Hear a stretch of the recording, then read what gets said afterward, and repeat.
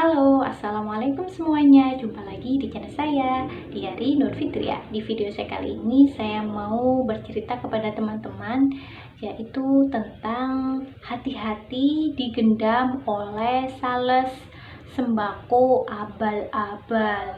Jadi kemarin itu ada suatu kejadian yang sangat tidak mengenakan sekali.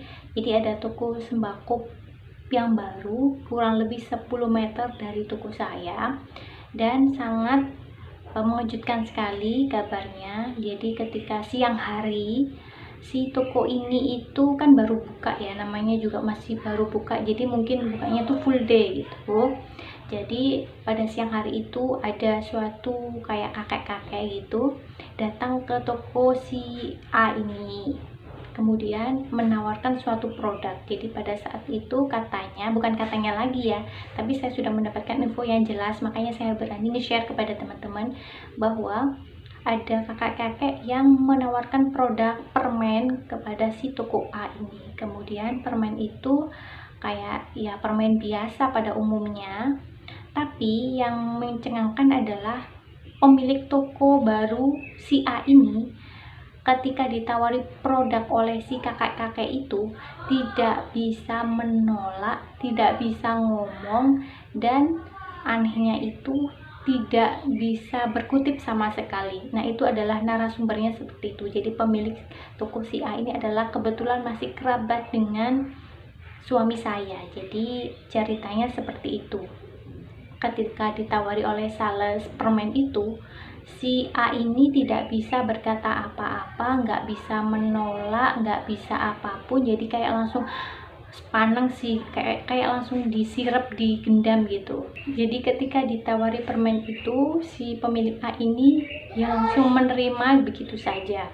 Nah, yang mengejutkan adalah kakek-kakek dari penjual permen ini, sales permen itu ngomong bahwa jumlah total dari permen yang sudah dikasihkan kepada Mbak si A ini adalah kurang lebih 850.000.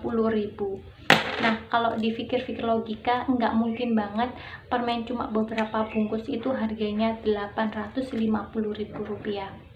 Jadi benar-benar kasihan banget kan, masih toko pemula, modalnya juga terbatas banget. Kemudian tahu-tahu ketika sudah buka tiba-tiba ada kejadian langsung digendam oleh sales abal-abal ini. Jadi Mbak si A ini baru sadar ketika si kakek-kakek ini sudah jauh dari tokonya, baru sadar kayak ngeh gitu ya, loh tadi saya ngasih uang berapa sih kepada si kakek itu. Jadi ketika dihitung-hitung rupanya kurang lebih 850.000 itu uang yang udah dikasihkan si kakek-kakek itu.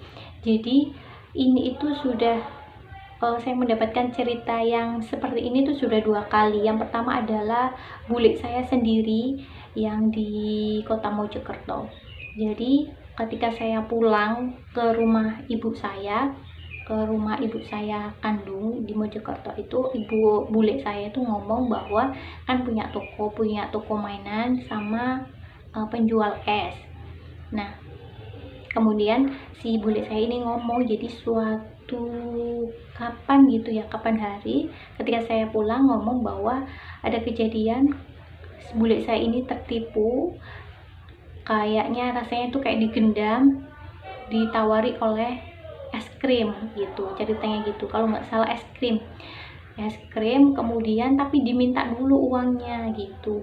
Ketika diminta uangnya dulu itu, bule saya tuh rasanya kayak bener-bener percaya banget, terus langsung iya gitu, langsung menyerahkan uangnya tanpa berpikir panjang. Jadi kurang lebih ada uang yang 1 juta lebih kalau nggak salah, seingat saya tuh 1.200.000 yang dikasihkan kepada si sales abal-abal ini.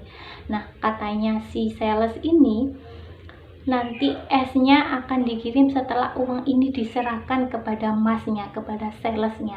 Nah, setelah uangnya dikasihkan, baru freezer dan esnya akan dikirim esok harinya. Nah, setelah uangnya langsung dikasihkan sama bule saya, rupanya setelah ditunggu besoknya, lusanya enggak datang sampai sekarang. Nah, jadinya si bule saya itu tertipu kurang lebih 1.200.000.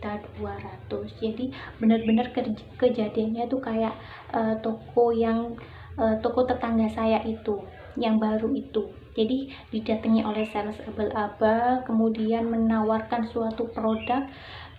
Ketika ditawari suatu produk itu, mereka benar-benar kayak apa ya, ada ini benar-benar saya real ngomong itu kayak sesuai dari narasumbernya ya, jadi kayak langsung digendam gitu, nggak bisa nolak, nggak bisa berkutip apapun, jadi berapapun uangnya itu langsung dikasihkan kepada si sales itu. Jadi pelajaran yang sangat penting buat kita bahwa ketika ada suatu sales yang datang ke toko kita itu, kita harus berhati-hati sekali.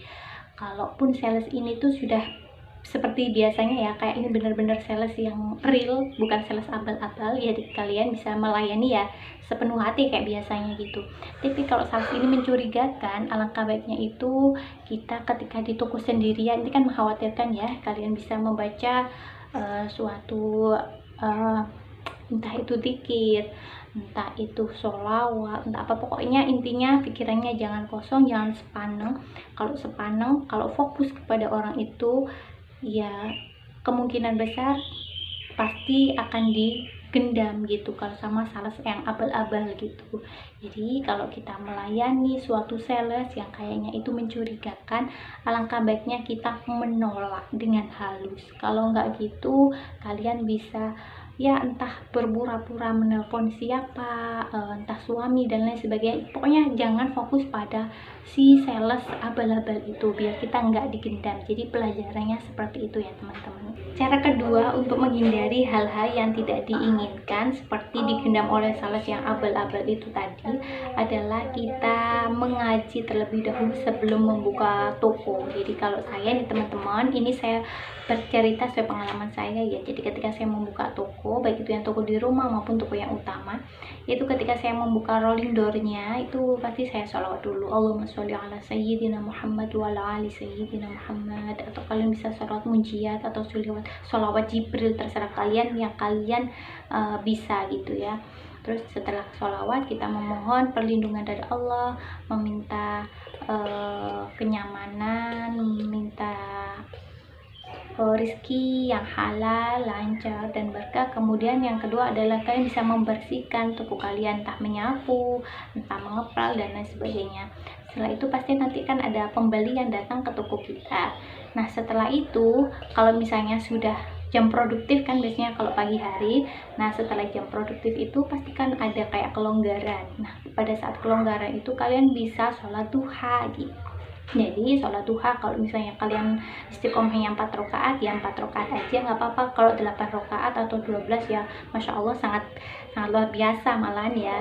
Nah setelah sholat duha biasanya saya itu ngaji sebentar, ngaji surat Ar-Rahman sama surat Al-Waqiah. Kalau misalnya kalian ketika tokonya udah kayak mulai sepi, nah kalian bisa lanjut dengan surat Yasin dan lain sebagainya gitu. Kemudian saya lanjutkan dengan sholawat. Sholawatnya itu bisa bermacam-macam, kalian bisa sholawat munjiat, sholawat Jibril, dan sholawat yang lainnya. Pokoknya intinya kita meminta perlindungan kepada Allah dari hal-hal yang tidak diinginkan. Jadi saran dari saya ya teman-teman, tips yang ketiga adalah selain kita meminta perlindungan kepada Allah, jangan sampai, yang ketiga adalah jangan sampai kita memberikan uang kepada sales ataupun kepada siapapun tapi belum ada barangnya. Jadi semuanya itu pasti ada barang, ada uang gitu, kecuali kalau kita belanja di distributor kayak gitu. Jadi biasanya kan uangnya mundur ya, tapi kan pasti ada barangnya. Jadi jangan sampai kalau kita itu belanja ke sales, kayak misalnya sales abal-abal gitu ya, biasanya kan kita ditipu uangnya dulu. Nah itu jangan mau, karena belum tentu semua sales itu benar-benar dari kayak kantornya, dari resmi kayak entah Wings atau apapun gitu ya. Jadi usahakan ada barang ya ada uang, biar nanti kalian tuh nggak ketipu gitu ya teman-teman. Terus kalau misalnya ada sales yang mencurigakan gitu, kalian bisa berhati-hati. Kemudian uangnya itu juga harus ditempatkan di tempatnya, jangan sampai geletek-geletek gitu. Karena pengalaman saya pribadi gitu, ketika saya banyak banget pembeli yang datang ke toko saya, kemudian uangnya itu saya taruh di tempat yang tidak pada tempatnya. Nah, akhirnya itu hilang deh gitu. Kurang lebih ada berapa ya, lupa saya, 100 entah 200 kayak gitu. Jadi itu pelajaran penting buat kita semua, biar kita lebih berhati-hati di toko dan kita terhindar dari gendam oleh sales sembako abal-abal.